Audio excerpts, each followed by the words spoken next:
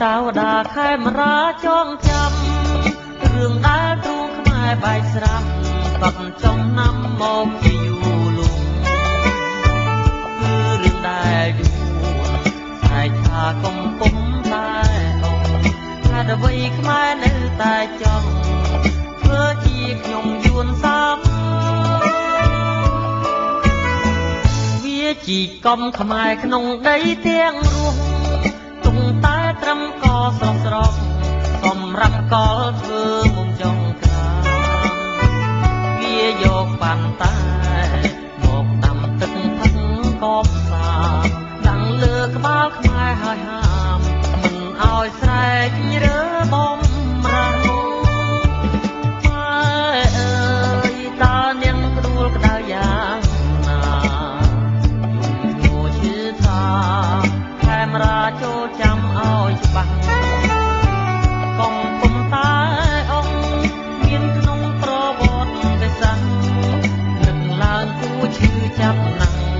គួរឈឺចាប់អ្វីម្លេះទេធ្វើអ្វីក៏ដោយកុំភ្លេចឈឺចាប់កុំភ្លេចទៀងយួនហាមប្រាប់ក្រែងត្រឡប់កំពុកប៉ាន់តាត្រូវមើលឲ្យឃើញពីភ្លើងឆេងរោលក្បាលខ្មែរទឹកភ្នែកស្រង់ហូរអត់ឡើយខ្មែរអើយខ្មែររងកម្មអ្វីម្លេះ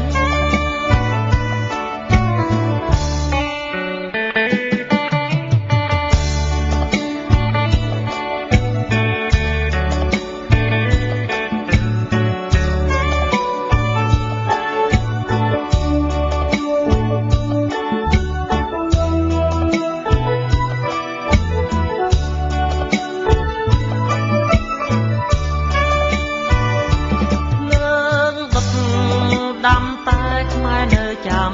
ទាត់មិនទាន់រលត់បាត់ពីទំព័រសាវតារងើកជួងចាំឆេងឡើងវិញក្នុងអរ៉ាសំរែកក្បាលខ្មែរឈឺសា